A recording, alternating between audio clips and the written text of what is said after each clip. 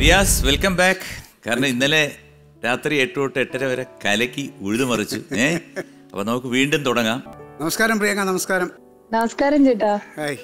ഞാൻ ടിവിയിലൊക്കെ ഒരുപാട് കണ്ടിട്ടുണ്ട്, ഒരുപാട് പ്രോഗ്രാംസിൽ ഞാൻ ചേട്ടന്റെ കോമഡി കണ്ടിട്ടുണ്ട്, ഒരുപാട് ആസ്വദിച്ചിട്ടുണ്ട്. Thank you. പക്ഷെ പ്രിയങ്ക അന്ന് എന്റെ വീട്ടിൽ വന്നപ്പോ അങ്ങനെ അല്ലല്ലോ പറഞ്ഞേ. അതെന്താ ചേട്ടാ? അതൊന്നും അല്ലെ, റിയാസ് എന്ന് പറഞ്ഞ ഒരാളുണ്ട്, ഭയങ്കര ഓവർ ആക്ടിങ് ആണെന്നൊക്കെ പറഞ്ഞല്ലോ. അയ്യോ അതെ, കുഴപ്പമില്ല. ചേട്ടൻ ആദ്യം ഒരു ശ്രമം നടത്തും, എങ്ങനെയെങ്കിലും ഒരു തമ്മിൽ തല്ലിക്കാൻ. എന്നെ സഹായിക്കാമെന്ന ആളാണല്ലോ. അപ്പൊ ഒന്ന് ഉടക്കിയിട്ട് കഴിഞ്ഞാൽ. അതെ അതെ അതെ അതെ. അപ്പൊ എൻ്റെ അടുത്ത് ഇതുപോലെ റിയാസ് വന്നപ്പോൾ ചോദിച്ചു, ആരാണ് എൻ്റെ ഈ സവാരിഗിരിയിൽ ഗസ്റ്റായിട്ട് വരുന്നതെന്ന് ചോദിച്ചു. അപ്പം ഞാൻ പറഞ്ഞു, ഇതുപോലെ തമിഴിലൊക്കെ ഏതോ തമിഴ് മലയാളത്തിലൊക്കെ അഭിനയിച്ച പ്രിയങ്ക നായർ വേറെ ആരെയും കിട്ടിയില്ല എൻ്റെ അടുത്ത്. ഞാൻ പറഞ്ഞു, ഞാനല്ല, അമൃത ടിവിയാണ് വിളിക്കുന്നത്. പ്രിയങ്ക ഇപ്പൊ മനസ്സിലായല്ലോ എന്താ ഉദ്ദേശം, ചേട്ടാ ഉദ്ദേശം മനസ്സിലല്ലേ? നമ്മളെ ഞാനും പ്രിയങ്കയും തമ്മിൽ ജഗട അതിനുള്ള പ്രിയങ്കയുടെ ഉറുകുതേ പറയില്ലേ, ആ പാട്ട് തന്നെ. അപ്പം അങ്ങനെയാണെങ്കിൽ ആ ഉറുകുത എന്നുള്ള പാട്ടോട് കൂടി നമുക്ക് ഈ എപ്പിസോഡ് തുടങ്ങാം. ഉരുകുതേ മരകുതേ ഒരേ പാർവയാലേ ഉലകമേ സുഴലുതേ ഒന്നെ പാർത്താലേ തങ്കമുരുകുതേ അംഗം കലയതേ വെക്കമുടയതേ മുത്തം തോടരുതേ சொக்கித்தானே போகிறேனே மாமா கொஞ்சம் நாளா உருகுதே மருகுதே ஒரே பார்வையாலே உலகமே சுழலுதே ஒன்ன பார்த்ததாலே. രിമപനി സരിഗാരി സരി ബഗാരി ഗമ ഗമ ഗാരി നീ പനീരിനി സ ഉരുകുതേ ഉരുകുതേ തരിരീരനാരി. സംഗീതം ഒരു സംഭവമാണ്. നന്നായിട്ട് പാടി കേട്ടോ, അസലായിട്ട് പാടി കേട്ടോ. സൂപ്പർ. പ്രിയ ആരാന്ന് വിചാരിച്ചേ? പ്രിയ പാടും ഡാൻസ് ചെയ്യും എന്ന് വേണ്ട, ഒരു സകലകലാ വല്ലഭയാണ്. റിയാസിന്റെ മുഖത്തെ ഒരു സന്തോഷം ഞാൻ നോക്കിക്കൊണ്ടിരിക്കുകയായിരുന്നു. ഒരു പെണ്ണ് വന്നപ്പോഴത്തേക്ക്, കാരണം ചുമ്മാ ബി അല്ലേ എന്നൊക്കെ പറഞ്ഞിട്ട് ഇങ്ങനെ ആ മുഖത്തെ ആ ഒരു വികാരം കണ്ടപ്പോ ഉണ്ടല്ലോ, ചേട്ടാ വീണ്ടും കുഴപ്പമുണ്ടാക്കുകയാണ്. എന്തൊരു ഇതുവരെ ഇല്ലായിരുന്ന പുള്ളിയുടെ കൂടെ സ്ക്രിപ്റ്റ് റൈറ്റർ ഉണ്ടായിരുന്നപ്പോ, എടാ നിന്നെ ഞാൻ കണ്ണൂര് കയറ്റി വിടുമെന്ന് പറഞ്ഞ ആള് ഇപ്പൊ ഇങ്ങനെ അങ്ങ് തകർക്കുകയാണ്.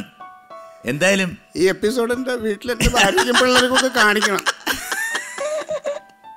ഇല്ല, അവർക്ക് മനസ്സിലാകും. കാരണം റിയാസ് നല്ലൊരു മനുഷ്യനാണെന്നുള്ള കാര്യം എല്ലാവർക്കും അറിയാം. ഈ ഗാനരംഗത്തിനിടയിൽ കാണിക്കുന്ന ഹാസ്യ നടി ആരാണ്? A Philomina, Kanakalatha, C തെസ്നിക്കൻ.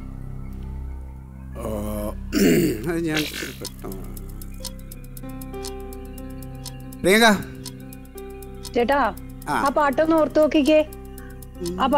നോക്കിക്കേ, മുകേഷ് ചേട്ടന്റെ സീനൊക്കെ ഒന്ന് ഓർത്ത് നോക്കിക്കേ. അതിന് ആ ഒരു ചേട്ടാ ഒന്ന് ഓർത്ത് നോക്കിക്കേ, ഒരു പേപ്പർ റോക്കറ്റ് ഇങ്ങനെ റോക്കറ്റ് നേരെ വിടും, ഒരു നടിയുടെ തലയിൽ ചെന്ന് വീഴും. അത് കഴിഞ്ഞിട്ടാണ് പിന്നെ വേറൊരാളുടെ തലയിൽ ഒരു പെൺകുട്ടിയെ കാണാൻ വേണ്ടിയിട്ടാണ് അവര് ഉന്നം വെച്ചിട്ട് റോക്കറ്റ് വീഴുമ്പോ ഒരു ലേഡിയുടെ പുറത്ത് തലയിൽ വന്ന് വീഴും, മതിലിനപ്പുറത്ത്. അവസാനം അവരുടെ തലയിൽ നിന്ന് റോക്കറ്റ് എടുക്കാൻ പോകുമ്പോഴത്തേക്ക് ആൾക്കാരെല്ലാം കള്ളൻ അടിക്കാൻ ഓടിക്കും. പ്രിയങ്ക ആരാ അത്? പ്രിയങ്ക റിയാസിനെ അറിയാം. പ്രിയങ്കടുത്ത് കുറച്ച് കൂടുതൽ സംസാരിക്കാൻ വേണ്ടിയല്ലേ ഇത് ചോദിക്കുന്നേ? ചേട്ടാ പറയേ. അല്ല, ഈ ഉത്തരം ഫിലോമിനാന്റെ അല്ല. അതിനകത്തിൽ അഭിനയിച്ചിട്ടുണ്ട്, പെൺകുട്ടി അല്ല. അപ്പൊ പിന്നെ ആരായിരിക്കും? തെസ്നിഖാൻ. യെസ്, ഓർമ്മയില്ലേ യാസീൻ? റോക്കറ്റ് ഉണ്ടാക്കി വിടുന്നത് അങ്ങനെ വീടിന്റെ മേളിൽ അമ്മ താഴെ. അതെ, എന്നിട്ട് നമ്മൾ നോക്കുമ്പോൾ മതിലിന്റെ മേളിലൂടെ ഒരു പേപ്പർ മാത്രം ഇങ്ങനെ പോകുന്നുണ്ട്. ഒരു ലേഡി പോകുമ്പോ അവരുടെ തലയിൽ വന്ന് വീഴും. അത് എടുക്കാൻ പോണതും അവിടെ തല്ലു. അതന്നെ ചേട്ടന്റെ പിന്നെ നമ്മളൊന്നും അല്ലടേ.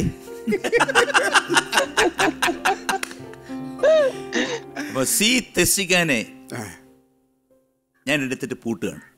പൂട്ടിക്കോട്ടെ. ഓക്കെ, അപ്പൊ ഇനിയിപ്പോ എന്തെങ്കിലും ഒരു പാട്ടോ എന്തെങ്കിലും, നമ്മുടെ പ്രിയങ്ക ഇത്രയും സഹായിച്ചില്ലേ, അപ്പം പ്രിയങ്കയ്ക്ക് വേണ്ടി എന്തെങ്കിലും ഒരു Tamil Hindi song for you. एक प्यार का नगमा है, मौजों की रवानी है. एक प्यार का नगमा है, मौजों की रवानी है. जिंदगी और कुछ भी नहीं, तेरी मेरी कहानी है. एक प्यार का नगमा है, मौजों की रवानी है. जिंदगी और कुछ भी नहीं, तेरी मेरी कहानी है. ആ പെട്ടെന്ന് നിർത്തി കളഞ്ഞല്ലോ, അടിപൊളി. സൂപ്പർ ആയിരുന്നില്ല. അത് എല്ലാ ലേഡീസ് ശബ്ദത്തിലാണ് പാടുന്നത്? ഇല്ല, മറ്റേത് പാടും, പക്ഷേ അത് ഒരു കണക്കിന് ഇങ്ങനെ പോവും ഇതിന്റെ കൂട്ടത്തില്. कुछ पाकर खोना है, कुछ पाकर खोना है. जीवन का मतलब तो आना जाना है. दोपहर के जीवन से एक उम्र चुरानी है. जिंदगी और कुछ भी नहीं, तेरी मेरी कहानी है. അപ്പൊ നമ്മുടെ ഇതിൽ പാറ്റ കൊണ്ട് ഇടുമല്ലേ? കാരണം ഒരു ഗാനമേളയ്ക്ക് വിളിച്ചാൽ mimicry, male singer, female singer, dance ചെയ്യൂ. നിവർത്തിയില്ലേ അതും ചെയ്യും, ഡാൻസേഴ്സ് ഇല്ലെങ്കിൽ അതും ചെയ്യും. ആടൽ പാടൽ. ഈ ഉത്തരം പ്രിയങ്ക കൊണ്ട് പറയിപ്പിച്ചാലോ? അല്ല, സ്വന്തമായിട്ടൊന്ന് പറഞ്ഞു നോക്ക്. കുറെ നേരം പ്രിയങ്കയായിട്ട് സംസാരിച്ചല്ലോ, അത് മതി. ഞാനൊന്നും സംസാരിക്കില്ല, അതിന്റെ ഉത്തരം പ്രിയങ്ക പറഞ്ഞു. അത് മതി, ഇതൊന്ന് പറഞ്ഞു നോക്ക്. അല്ലെങ്കിൽ എന്താ വെച്ചാൽ ഈ ടെറസിന്റെ മുകളിലൊക്കെ കയറി ഇത്രയും ഇതിൽ നിന്നിട്ട് നമ്മളോട് എനിക്ക് തോന്നുന്നത് ഇത് ചുമ്മാ പറയുന്നത് ഊട്ടിയിലാണെന്ന് തോന്നുന്നത്. ആ ബാക്കിൽ ഇതുണ്ട്, മഞ്ഞൊക്കെ ഉണ്ട്. അതെ, ഞാൻ മാമനോടുത്ത ചേട്ടാ, ഇവിടെ ഒരു ചെറിയ ഊട്ടിയാണ്, ഒരു മിനി ഊട്ടിയാണ്. വാമനൂർ നെടുമങ്ങാടുകാരനോടാണ് വാമനൂരത്ത് കാര്യം പറയുന്നത്. നമുക്ക് റിയാസിന്റെ ഒരു പാരഡി ഞാൻ ഇത് പണ്ട് മിമിക്രി സ്റ്റൈൽ ചെയ്യുമ്പോൾ വേണ്ടിയിട്ട് എഴുതിയൊരു പാരഡി ഒരു പാട്ട്. അത് ഒരു കാജ ബീഡി വലിക്കുമ്പോഴുണ്ട് എൻ്റെ ഉള്ളിനുള്ളിലൊരു സുഖം.